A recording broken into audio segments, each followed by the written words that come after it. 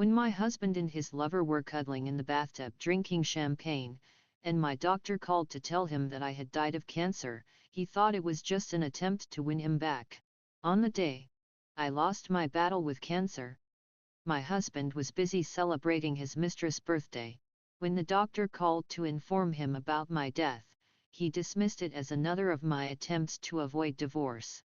He coldly replied, "If she wants to die, let her die. At least it saves me the trouble of divorcing her." But fate had other plans. A documentary about my fight against cancer unexpectedly went viral, and news of my death spread across the internet. Only then did he realize the gravity of the situation and rushed to the hospital. When he saw my lifeless body, he broke down in tears, crying, "Wendy, I'm sorry. I was wrong." But it was too late. I would never come back to hear his apologies. 3 years of marriage to Terry Shane, followed by 2 years of separation. His globe-trotting with Catherine Lynn made me the laughingstock of our social circle. A month ago, we met for the last time. I told him I was unwell, hoping he'd stay. Instead, he rushed in, tossed divorce papers at me, and laughed, saying coldly, "Next time we meet, I hope it's because you've agreed to divorce."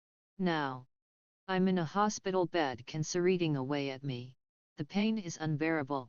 The doctor holds a phone to my ear, pleading for someone to answer. I listen to the cold ringtone, despair growing with each unanswered ring. "Please pick up," the doctor begs, voice cracking, palms sweaty. I just want to tell Terry I'll sign the papers. But I know it's hopeless. He's probably blocked my number long ago. Staring at the bland ceiling, I feel the last of my hope fade. I give up, knowing he'll never come. The heart monitor flatlines with a long beep. Silent tears roll down my cheeks. Terry will probably be relieved when he hears I'm gone. I jolted awake, finding myself back in the home I once shared with Terry. There he was, the man I'd longed for, mindlessly scrolling through his phone on the sofa. Instinctively, I called out, "Terry." No response. I stepped closer, only to pass right through him. The chilling realization hit me I was dead, yet somehow still here. Joy or sorrow? I couldn't decide. "Terry. This place is covered in dust. How long has Wendy been out living it up?" A sickeningly sweet voice cut through the air. Catherine, looking impeccable, surveyed the room with distaste.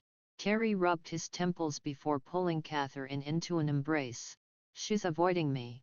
Don't worry. I'll divorce her soon." Catherine nestled into his arms, smiling coyly. My heart ached watching my husband so casually hold another woman in our home. They kissed shamelessly beneath our wedding photo, still hanging on the wall like a silent accusation. I wanted to flee but found myself tethered to Terry, despair growing with each moment. As they fell onto the sofa, entangled, Terry whispered, "Happy birthday, Catherine." So, that was it.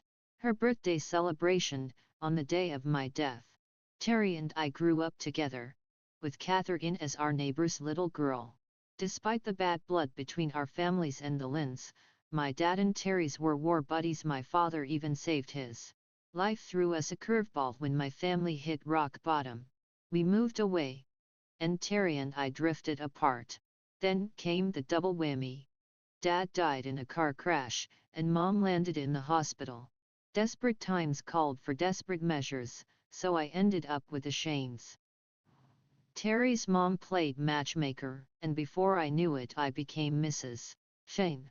For a while, we were blissfully happy. I poured my heart into being the perfect wife. Terry opened up, admitting marrying me was his dream come true. He'd hug me from behind while I cooked, whisper my name during intimate moments. It was everything I'd ever wanted. Then Catherine breezed back from college abroad, and our world tilted on its axis. She bulldozed her way into our lives. Terry resisted at first, but a kidnapping changed everything. When the kidnappers used both Catherine and me as leverage, my terror was a stark contrast to her cool bravery.